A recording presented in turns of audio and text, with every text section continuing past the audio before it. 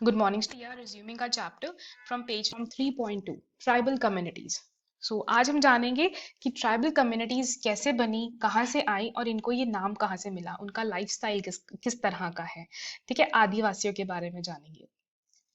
Tribal communities that did not practise a religion with a written text. तो जो tribal communities होती है, इनका जो रिलीजन होता है वो किसी तरह से रिटन नहीं होता। अब जैसे हमारे हर एक रिलीजन में एक रिटन टेक्स्ट होता है, जैसे कि क्रिश्चियनिटी में बाइबल होती है, मुस्लिम्स में कुरान होती है, एंड सिखिज्म में गुरु ग्रंथ साहिब जी होते हैं, हिंदुज्म में रामायण महाभारत गीता सार, ये सब हमारे क्या है, एक तरह के रिटन टेक्स्ट हैं। इस तरह का कोई भी रिटन टेक्स्ट ट्राइबल्स के पास नॉर्मली नहीं होता है। Did not have a state और political form of the normal kind. तो इनकी कोई स्टेट नहीं होती, इनका एक पर्टिकुलर एरिया होता है और ना इनका कोई पॉलिटिकल फॉर्म होता है। ये नहीं है कि एक ही ट्राइब ने हर एक तरह का वो पॉलिटिकल सिस्टम फॉलो करना है, नहीं। सेकेंडली, ये किसी भी नेशन के पॉलिटिकल सिस्टम को नहीं मानते हैं, हम नहीं मानते हैं। Did not have a sharp class division, and most important, they did not have caste and were neither Hindu nor peasants. The term was introduced in the colonial era. तो ये टर्म जो है ट्राइबल कम्युनिटीज कब बनी थी, colonial era में।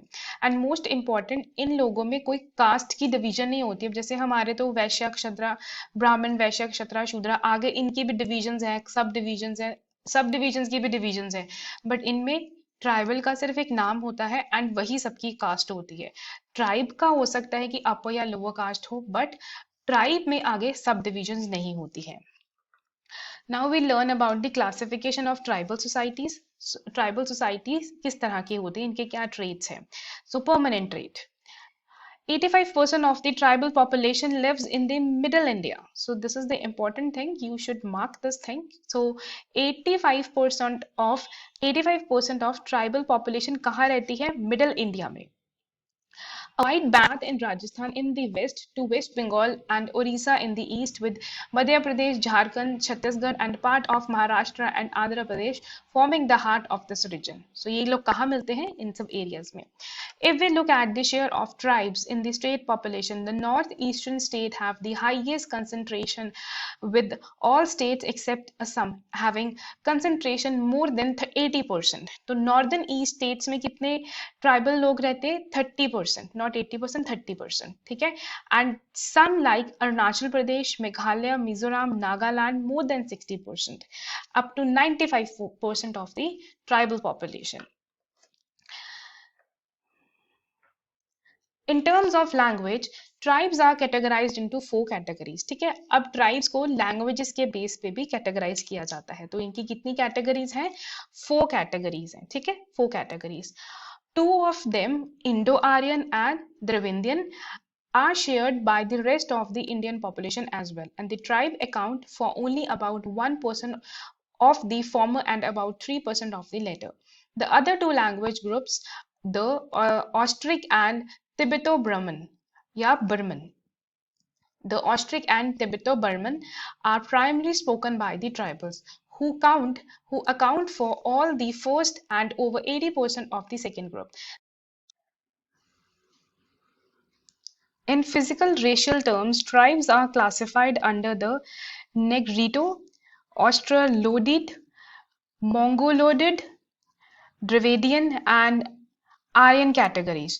सो ये कारण है इंडिया को क्या कहा जाता है, नेशन ऑफ नेशंस। ठीक है, सो इंडिया को क्या कहा जाता है, why India is called as nation of nations, क्योंकि यहाँ पर और बहुत सारे ट्राइब्स रहते हैं जो इटसेल्फ अपने आप को नेशन मानते हैं। ठीक है, तो वो ट्राइब्स कौन सी 4 क्लासिफाइड टर्म्स हैं उनकी।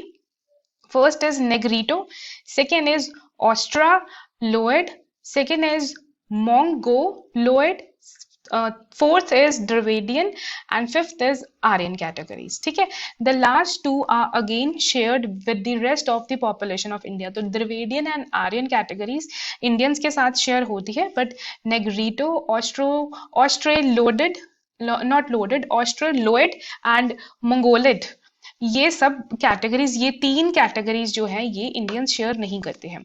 इन terms of size, tribes ranging from about 7 million to some Andamanese islanders who may number less than 100 people. So ये कह रहे हैं कि पता नहीं है कि कितना ट्राइबल का नंबर होता है. It can be in the millions and it can be into the hundreds. ठीक है. The biggest tribe are the Gonds, Bhils, Santhals, Oregons, Minas, Bodos and Mundas. ठीक है. सो सबसे बड़ी कम्युनिटीज कौन सी, नॉट कम्युनिटीज, ट्राइब्स कौन सी हैं? गोंड्स, बिहिल्स, संदल्स, ओराउंस, मिनास, बोंदोज एंड मुंडाज. सो ये स्टूडेंट्स आपको ये लर्न करना पड़ेंगे सभी names.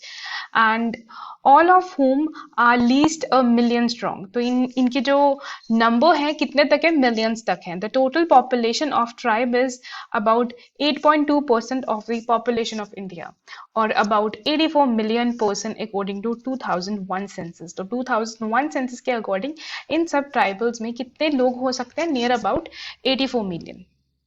So let's learn about the acquired characteristics.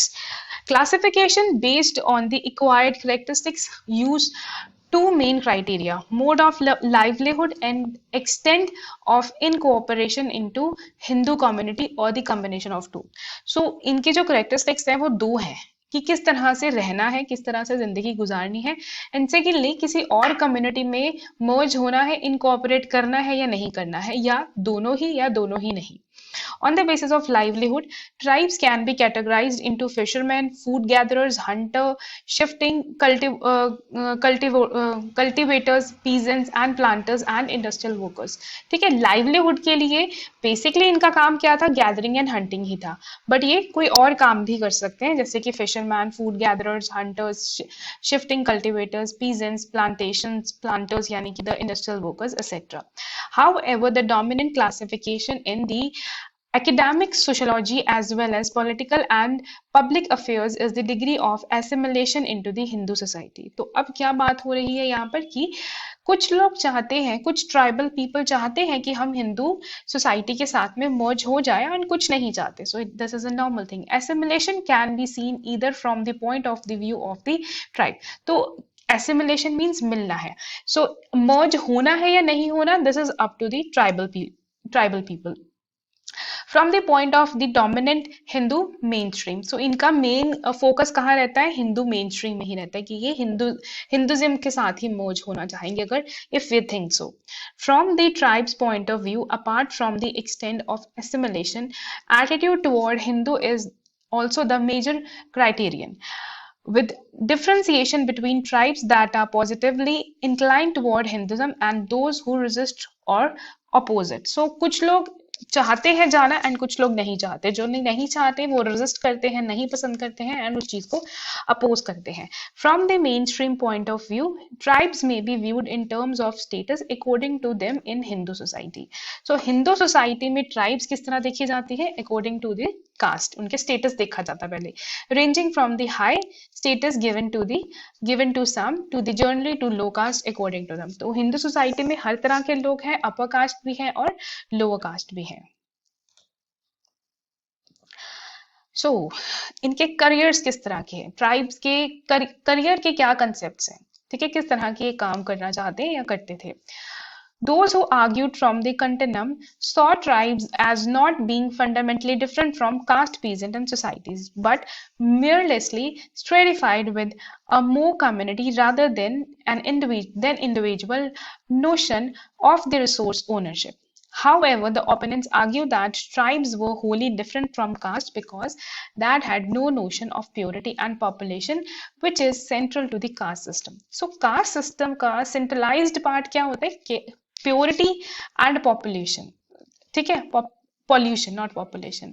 Cast का सेंट्रल क्या होता है? Purity and pollution. So purity means जो कि अपर कास्ट के लोग हो गए एंड पॉल्यूशन हो गए जो एकदम लोअर कास्ट लोग हो गए. सो कास्ट इन दो चीजों पे चलती है, पर ट्राइब इन दो चीजों में मानती नहीं क्योंकि उनमें कास्ट सिस्टम नहीं है. So it is up to the people कि जिसने मानना है ठीक है, जिसने नहीं माना that is okay. But tribal system में नहीं माना जाता है. बट अगर ट्राइबल सिस्टम हिंदुज्म में आ जाएगी सो डेफिनेटली उसे भी मानना पड़ेगा. In short, the argument of the tribe-caste distinction was founded on an assumed cultural difference between Hindu caste. with their beliefs in purity and pollution and hierarchical integration and animist tribal with their more egalitarian and kinship based mode of social organizations. मैंने आपको beginning में चीज बताई थी कि tribes में आगे कोई कास्ट सब कास्ट नहीं होती, बट हाँ इनमें भी कुछ अपर लोअर होता है। तो यही बात यहाँ कर रहे हैं कि कुछ लोग ही जो ट्राइब्स का जो अपर और lower casteism, not casteism, lower और अपर एंड लोअर लेवल होता है, उसको भी एक तरह से कास्टिज्म में ही मानते हैं।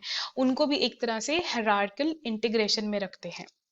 कुछ होते हैं एनिमीज ट्राइब्स, ठीक है, तो उनको उस हिसाब से मानते हैं, माना जाता है।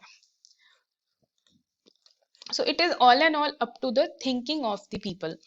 Some Indian tribes like Sandal, Gonds, Bhils are very large and spread over extensively territory. Certain tribes like Munda, Hos and other have long since turned to settled agriculture and even hunting gathering tribes like Bihors of Bihar employ specially household to make baskets, press oil, etc.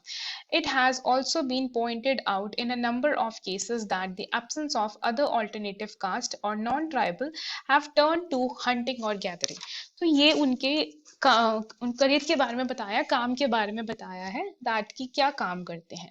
पहले तो इन्होंने बताया कि संदल, gods, Bhils जो होते हैं वो बहुत ही ज्यादा बड़ी टेरिटरी में ये लोग रहते हैं क्योंकि बहुत ज्यादा नंबर में होते हैं।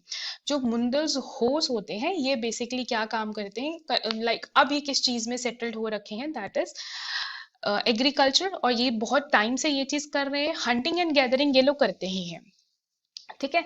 And even hunting and gathering types Bihu in of Bihar, तो अब हंटिंग और गैदरिंग जो बिहू करते थे बिहार के, अब वो क्या काम कर रहे हैं, बास्केट्स बनाने का एंड ऑयल एक्सट्रैक्शन का, ठीक है। जरूरी नहीं है कि जो ट्राइब जो काम करती थी वही करेगी, जैसे कि कास्टिज्म में हमने पढ़ा कि हमारा हायरार्किकल सिस्टम चेंज हो रहा है।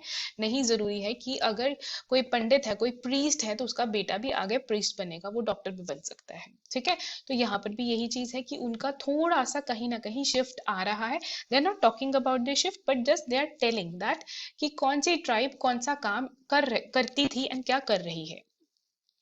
So it also been pointed out, तो कुछ कास्ट भी बताई गई हैं कि कुछ केसेस भी बताए गए हैं कि वो ट्राइबल्स नहीं है बट फिर भी वो हंटिंग और गैदरिंग करती है, ठीक है। सो हंटिंग और गैदरिंग सिर्फ ट्राइबल पीपल तक नहीं है, वो कोई भी कर सकता है। It is all and on the dependent on the circumstance.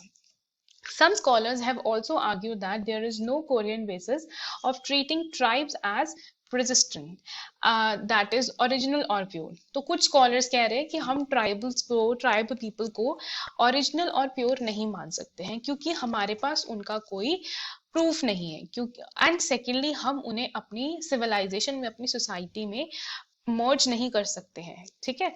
Society is uncontaminated by civilisation.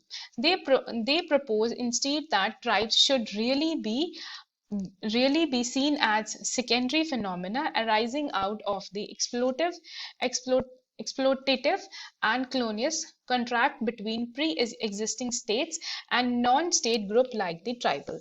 This contract itself create an ideology of tribalism. The tribe group begin to define themselves as tribe in order to distinguish themselves from the newly encountered others. So this means कि कुछ scholars ने colonial era में ये decide किया कि जो tribal लोग हैं उन्हें सेकेंडरी फिनोमेना में ही रखा जाए एंड उन्हें अपनी स्टेट से दूर किया जाए, नॉट दूर मतलब स्टेट में इंक्लूड ना किया जाए, ठीक है। सो वो क्या बन जाएंगे, एक तरह से नॉन स्टेट ग्रुप्स बन जाएंगे, और नॉन स्टेट ग्रुप्स को क्या बोला जाता है, ट्राइबल्स, और इसी को ही कहते हैं ट्राइबलिज्म, ठीक है। ये जो कंप्लीट पैराग्राफ है, it is all and all thinking of the people that what they were thinking and about the caste, that whether they should include tribal into their own community or not. This is all and all about the thinking. Many of the so-called Rajput kingdom of central and western India actually emerged through a process of stratification among Adivasis communities themselves. तो कुछ कह रहे हैं कि राजपूत के जो kingdom है वो भी आदिवासीज में से ही आए हैं। Now we are moving on the mainstream attitude towards the tribes. So mainstream attitude towards tribes. So what it says, following the various rebellions of the tribal areas in 18 and 19th century, क्योंकि tribal groups बना दिए गए थे colonial government की तरफ से, तो बहुत ज्यादा रिबेलियंस हुए थे, लोगों ने इस चीज को बहुत ज्यादा अगेंस्ट किया था, बहुत ज्यादा रिवोल्ट किया था।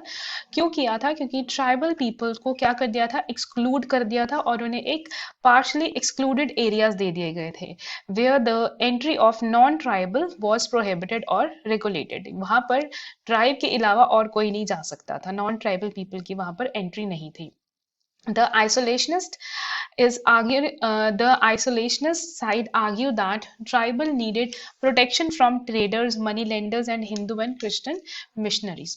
तो वहां पर क्या कर दिया गया, ब्रिटिशर्स ने क्या किया, एक ट्राइबल कम्युनिटी बना दी, उनका एक अलग एरिया बना दिया जिसे हम पार्शली एक्सक्लूडेड बोलते हैं, एंड वहां पर एक उनको एक क्या कहते हैं, राजा राजा वी कैन से दैट, उनको एक रूलर दे दिया गया जो कि उनकी पूरी की पूरी जो ट्राइब थी उसे संभालता था, ठीक है। और उन्हें ये कहा गया कि तुम्हें इस सब चीजों की जरूरत है, तुम्हें प्रोटेक्शन की जरूरत है ट्रेडर से, मनी लेंडर से और हिंदू एंड क्रिश्चियन मिशनरी से, नहीं तो ये आप लोगों को इंटीग्रेट कर देंगे, अपने साथ मिला देंगे और आपको फिर कास्टिज्म मानना पड़ेगा। all of whom were intent of reducing tribal to detribalized landless laborers. Now, integrationists क्या कहते हैं? On the other hand, argue that tribal were mainly backward Hindus and their problem had to be addressed within the same framework as the other backward tribal classes को माना तो जाता है Hinduism में, पर ट्राइबल क्लासेस खुद ही नहीं मानती अपने आप को। तो क्या कहा जा रहा है कि ट्राइबल क्लासेस एक तरह से हिंदुज्म का बैकवर्ड पार्ट है, तो हमें इनकी प्रॉब्लम को भी बैकवर्ड क्लासेस में ही रखना चाहिए। This opposition dominated the Constitution Assembly debates, which were finally settled along the lines of a compromise which advocated welfare scheme that would enable controlled integration. So, but फिर उसके बाद में ये चीज मान ली गई कि ट्राइबल कम्युनिटीज को ना हम एक्सक्लूड करेंगे, ना हम एसिमिलेट करेंगे। ये है जवाहरलाल नेहरू की पंचशील पॉलिसी का पार्ट, ठीक है, यहाँ पर मेंशन नहीं है, I am telling you Jawaharlal Nehru Panchsheel policy. तो उसमें ये हम ट्राइबल पीपल को एसिमिलेट करेंगे और ना हम इसको आइसोलेट करेंगे, हम क्या करेंगे, इन्हें इंटीग्रेट करेंगे। हम इनमें कंप्लीट इंटरफेरेंस तो नहीं करेंगे, बट हाँ थोड़ा बहुत नॉलेज रखेंगे कि इनका किस तरह का वे आउट चल रहा है और थोड़े बहुत इनको बेनिफिट्स दे देंगे। एंड सेकेंड, अंडर सरल शिक्षा अभियान इन ट्राइबल कम्युनिटीज को एडुकेट करने की रिस्पॉन्सिबिलिटी ली गई, क्योंकि एडुकेशन सबका एक राइट होता है। So that is why Indian government is taking an initiative to educate these tribal communities. Now we are moving on national development versus tribal development. So nation के development के साथ साथ ट्राइबल का development कितना हो रहा है। The property in the land has also adversely affected tribes whose community-based form of collective ownership were placed at a disadvantage in the new system. So अब new system में क्या problem आई, privatisation आ गई, लोगों ने अपनी प्रॉपर्टीज परचेज करनी start कर दी, ownership आ गई, तो इनसे क्या हुआ, इन लोगों की जो लैंड थी इनसे छिन गई। A state like Tripura had a tribal share of its population halved within a single decade, reducing them to a minority. Similar pressure is being felt अब बाय द अरुणाचल प्रदेश। सो त्रिपुरा में क्या हुआ कि एक डेकेड के अंदर ही लोगों की जो पॉपुलेशन थी इन ट्राइबल कम्युनिटीज में कम हो गई, इसीलिए त्रिपुरा में एनसीआर लगाने की बात की जा रही है, that is national register of citizens. Now we are moving on tribal identity today. आजकल ट्राइबल लोगों की, ट्राइबल पीपल की आइडेंटिटी कैसी है। एक पॉजिटिव इम्पैक्ट देखा गया है, the positive impact of success such as the achievement of the statehood of Jharkhand and Chhattisgarh after a long struggle. So this means कि जो ट्राइबल पीपल है उनकी अपलिफ्टमेंट हो रही है, डेवलपमेंट हो रही है, एंड इससे इसका सबसे बड़ा एग्जाम्पल है कि जो झारखंड एंड छत्तीसगढ़ को अपना स्टेटहुड मिल गया, उनकी जो स्ट्रगल है वो कंटिन्यूअस है, ठीक है, इस moderated by continuing problems. Many of the states of the Northeast, for example, have been living for decades under special law that limit the civil liberty of citizens. So ठीक है, problems उनकी अभी तक solve नहीं हुई है क्योंकि उनके ऊपर कुछ लॉज इम्पोज कर दिए गए हैं जिससे उनकी लिबर्टी हर्ट होती है, उनको उतनी लिबर्टी नहीं मिलती है।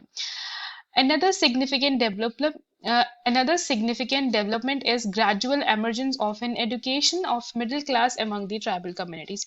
ये तो मैंने आपको पहले ही समझा दिया that under the program of सर्व शिक्षा अभियान ट्राइबल कम्युनिटीज को भी एडुकेट किया जा रहा है क्योंकि एजुकेशन सबका राइट है. These are issues related to the control over vital economic resources like land, especially forest, and issues related to the matter of ethnic cultural group identities. Now students, we are moving on family and kinships. Thus, the migration of men from villages of the Himalayan region can lead to an unusual proportion of women-headed villages in some villages. So ये कह रही है कि काफी ज्यादा migration होती है mails की अपने विलेजेस को छोड़कर वो जाते हैं किसी और जगह किसी सिटी में काम करने के लिए. सो इससे क्या हुआ कि कुछ सोसाइटीज कुछ विलेजेस जो हो गए वो विमेन हेडेड हो गए. ठीक है, वहां पर विमेन की जो सोसाइटी है वो राज करती है. ठीक है, वहां पर मेन की जो नंबर है वो लेस है एंड वो विलेजेस हैं जो कि डोमिनेटेड बाय विमेन है. सो इसकी काफी प्रॉब्लम्स हैं. Ample of issues were raised like tiger attack. ठीक है, टाइगर अटैक करता था नॉर्मली लेडीज को, और क्योंकि लेडीज का नंबर वहां ज्यादा था एंड वहां लेडीज को प्रोटेक्ट करने के लिए कोई होता नहीं था. Second is sex selection migration. So selected gender की ही माइग्रेशन हो रही थी, that is male. Third is sex ratio adversely affected at two places. तो दो जगह पे सेक्स रेशो बहुत ही बुरी तरह से इफेक्ट कर रही थी. एक थी उत्तराखंड में सोर नाम की जगह है, वहां पर फीमेल्स की जो नंबर है वो बहुत ज्यादा है. एंड सेकेंड इज दिल्ली में मेल पॉपुलेशन बहुत ज्यादा है. ठीक है, देन एक लेबर इशू भी आया है. लेबर इशू मींस कि फीमेल्स जो है वो काम करना नहीं चाहती क्योंकि ऑब्वियसली उनके ऊपर अपने हाउस होल्ड कोर्स का बहुत ज्यादा प्रेशर है एंड मेल्स इसी वजह से सिटीज में पाते. तो ये है कुछ प्रॉब्लम. एंड एक नया कंसेप्ट हम यहाँ आज पढ़ने वाले, that is ghost village. Ghost village मतलब कि उत्तराखंड में कुछ ऐसे विलेजेस हैं जो कि खाली हैं एंड उन्हें गोस्ट विलेज का नाम दे दिया गया है. अब जैसे कि उत्तराखंड में माइग्रेशन बहुत ज्यादा है, सो इसका बहुत ज्यादा नुकसान होगा इनको इनकी डीलिमिटाइजेशन कमेटी में. जब इनकी डीलिमिटाइजेशन कमेटी होगी तब इनकी parliament and state legislation seats भी बहुत ज्यादा कम हो जाएंगी क्योंकि वहां पर नंबर ऑफ पीपल जो है वो कम है. Now we are moving on nuclear and extended family. ये तो आप सबको पता ही है, न्यूक्लियर फैमिली वो होती है जहाँ पेरेंट्स और उनके सिर्फ बच्चे होते हैं. एक ही जनरेशन, दो ही जनरेशन होती है, पेरेंट्स एंड उनके बच्चे. ठीक है, एंड एक्सटेंडेड फैमिली को हम जॉइंट फैमिली भी बोल देते हैं. एंड यहाँ पे बहुत सारे कपल्स होते हैं, 2 या 3 जनरेशन इकट्ठे रहते हैं. Now we moving on the diverse form of the family. Family के और कौन कौन से डाइवर्स फॉर्म्स है स्टूडेंट्स, ये इंपॉर्टेंट है, इसमें से क्वेश्चन भी आता है तो इसे आप ध्यान से सुनिएगा. While with regard of the rule of residence, with regard to the rule of the residence, some societies are matrilocal in their marriage and family custom will other are patrilocal. ठीक है, ये कह रहे हैं कि कुछ सोसाइटीज मेट्रीलोकल होती है एंड कुछ सोसाइटीज पेट्रीलोकल होती है. मेट्रीलोकल मींस कि मैरिज के बाद में जो कपल होता है वो गर्ल के रेजिडेंस में ही रहता है. एंड पेट्रीलोकल मींस जो नॉर्मली हमारी सोसाइटी में होता है कि मैरिज के बाद में जो कपल है वो मेल के घर पे रहेगा, मेल की फैमिली के साथ में. सो मेट्रीलोकल में जो फीमेल है उसकी फैमिली के साथ में दोनों कपल रहेंगे, दोनों लोग रहेंगे, मेल एंड फीमेल मैरिज के बाद में गर्ल के घर पे रहेंगे, दैट इज मेट्रीलोकल. पेट्रीलोकल मींस दोनों मेल एंड फीमेल शादी के बाद में मेल के घर पे रहेंगे. A patriarchal family structure consists where men exercise authority and dominance. So patriarchal family वो होती है जहाँ पर मेल की मर्जी चलती है, and matriarchy where women plays similar dominant role. और matriarchy क्या होता है जहाँ पर मेल फीमेल की बात मानी जाती है, female is the head of the family. However, there do exist matrilineal societies where women inherit property from their mother but do not exercise control. Are they the decision maker in public affairs? So एक पैट्रीलिनियल society भी है. इसमें क्या होता है कि जितनी भी प्रॉपर्टी होती है जो विमेन अपनी मदर से लेकर आती है तो उसका नाम होता है उस प्रॉपर्टी पर वो उस प्रॉपर्टी को कंट्रोल नहीं कर पाती क्योंकि वो उसके ब्रदर या उस फैमिली के कोई भी डोमिनेटेड मेल के हाथ में होती है, और ना ही वो पब्लिक अफेयर्स में कोई भी अपना डिसीजन मेकिंग का काम कर सकती है। सो स्टूडेंट्स, इस तरह की कम्युनिटी की एग्जाम्पल है Kashi Kashi society. Kashi society example है मैट्रिलिनियन सोसाइटी की। ठीक है, ये मेघालय में है। Several scholars have highlighted the inherent contradiction in matrilineal system. One such contradiction arises from the separation of the line of descent and inheritance on the one hand and the structure of the authority and the control on the other hand. So बहुत सारे scholars ने question raise किया है कि property तो mother की होती है या फीमेल की होती है, तो उस चीज पे मेल क्यों कंट्रोल करते हैं। ठीक है, तो बहुत सारी इस चीज पे डिबेट्स भी हुए हैं, बट ये कम्युनिटी का अपना एक रूल है, so they work according to that. Khasi matrilineal generation intense role conflict for man. ठीक है, तो मेन रोल खासी कम्युनिटी में किस चीज का होता है, मैन का ही होता है, चाहे वो मेट्रिलिनियन है बट देन एज वेल वहाँ रोल मैन का ही रहेगा। They are torn between their responsibilities to their natal house on the one hand, on the other hand wife and their children on the other hand. अब इस community में एक problem man को क्या रहती है, क्योंकि जो प्रॉपर्टी है वो वाइफ लेकर आई है, तो उसको ये प्रॉब्लम रहती है कि मैं किसका ज्यादा ध्यान रखूं, अपनी वाइफ और बच्चों का या अपने पेरेंट्स का। In the way, the strained generation by such role conflict between Khasi women more intensely. तो खासी women में ये conflict रहता ही है, mother in law and daughter in law में ये problem हमेशा रहती ही है regarding the male. In other words, despite matrilineal, men are the power holders in Khasi society. The only difference is that men's relative on his side, mother's side matter more than the relatives of the father side. तो जैसे कि आमतौर पे होता ही है ये चीज कि मदर के जो रिलेटिव्स होते हैं वो ज्यादा मैटर करते हैं, but it is all and all dependent on the type of the family. कुछ फैमिलीज में होता है एंड कुछ फैमिलीज में नहीं होता। So students, that's all for today. I have completed the chapter 3. If you're having any sort of problem, please do message me. Thank you so much.